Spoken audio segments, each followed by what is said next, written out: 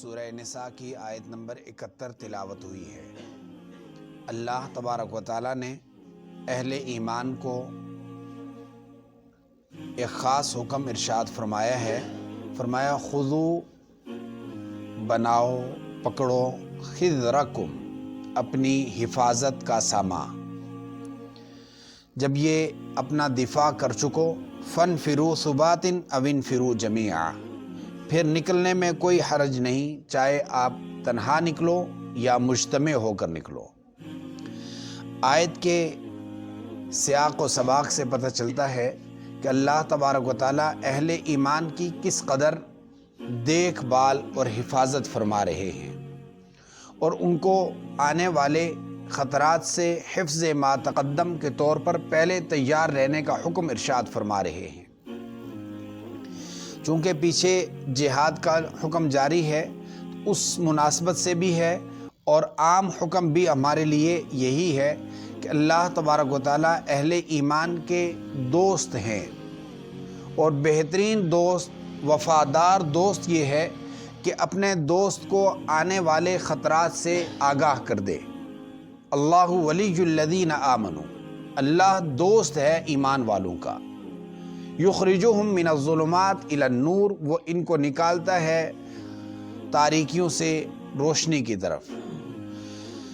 اللہ تبارک و تعالیٰ نے اس موقع پر جو ہمیں ہدایت ارشاد فرمائی ہے کہ ہمیں دشمن سے چوکنا رہنے کا حکم ارشاد فرمایا، اور دشمنان اہل ایمان کے کتنے ہیں وہ ہمیں تعداد معلوم نہیں، کس قدر دشمن ہیں۔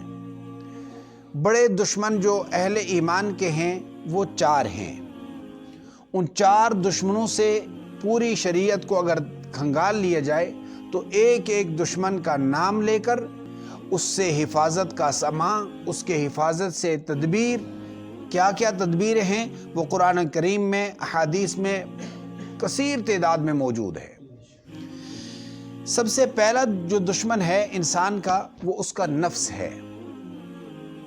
اس نفس کی حفاظت کے لیے اللہ تبارک و تعالیٰ نے اہل ایمان کو ایک طریقہ بیان فرمایا کہ اس نفس کو یوں نہ سمجھیں کہ بس یہ ختم ہو گیا اور آدمی اعمال بھی کرتا جائے اور یہ سمجھے کہ میں عمل کر چکا ہوں لہٰذا مجھے اب کسی قسم کا خطرہ نہیں۔ فرمایا نفس کے خطرے سے کوئی آدمی محفوظ نہیں یہاں تک کہ قبر کی پاتال میں نہ اتر جائے۔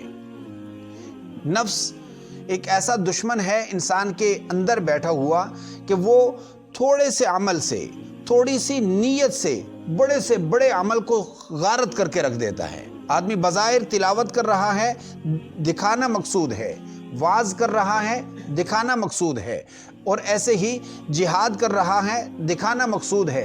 اگر یہ دکھاوا اور ریاکاری کی نیت ہو گئی تو بڑے سے بڑا عمل روز قیامت منہ پر مار دیا جائے۔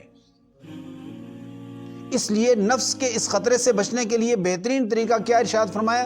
یا ایھا الذین آمنوا اتقوا اللہ وکونوا مع الصادقین، اللہ سے ڈرو اور صادقین کے ساتھ اپنی نسبت جوڑے رکھو۔ صادقین کون لوگ ہیں؟ الذین آمنوا وکانوا یتقون، کہ جو ایمان لائے اور تقوی والی زندگی گزار رہے ہیں۔ تقوی سے اپنے اس نفس کو اپنے اس دشمن کو آپ زیر کر سکتے ہیں، شکست کر دے سکتے ہیں۔ دوسرا بڑا دشمن جو انسان کا ہے وہ دشمن ہے شیطان کی شکل میں۔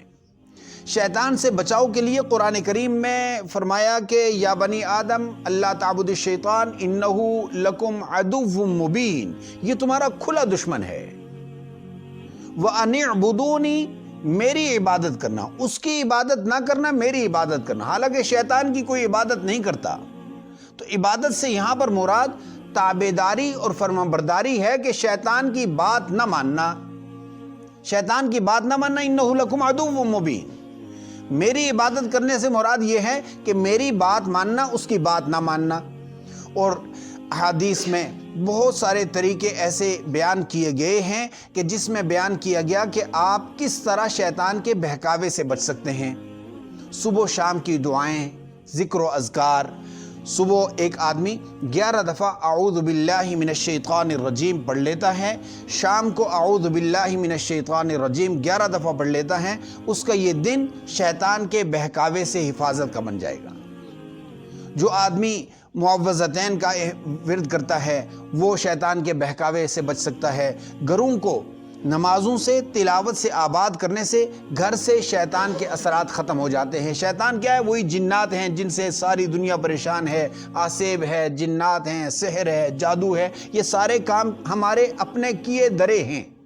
ان سے بچاؤ کے لیے شیطان سے بچنے والا وظیفہ یہی قرآن کریم کی کثرت سے تلاوت، ذکر و اذکار اور اپنی نسبت کسی کے ساتھ جوڑے رکھے۔ اور جہاں تک تعلق ہے بیرونی دشمنوں کا، یہ تو اندرونی دشمن ہو گئے، بیرونی دشمنوں میں کفار ہیں، منافقین ہیں، ان سے بھی بچاؤ کے لیے یہی ارشاد فرمایا گیا۔ کفار کے لیے تو یہی کہا گیا وَأَعِدُّوا لَهُم مَّا اسْتَطَعْتُم مِّن قُوَّةٍ، ان کے لیے اپنی قوت کو مضبوط رکھو، ان کے لیے آپ کے لیے سامان حرب اور حرب کو چلانے والے حربی اور جہاد کرنے والے مجاہدین کی تعداد ہونی چاہیے۔ جو سامان حرب کو چلانے والے، حرب کو جاننے والے لوگ ہیں وہ آپ کے پاس ہونے چاہیے۔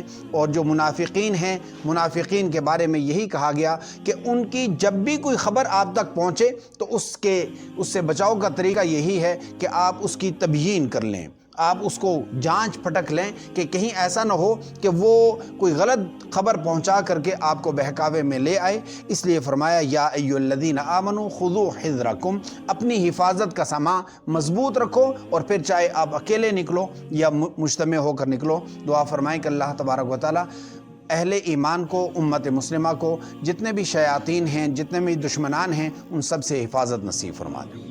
قل يا عبادي الذين أسرفوا على أنفسهم لا تقنطوا من رحمة الله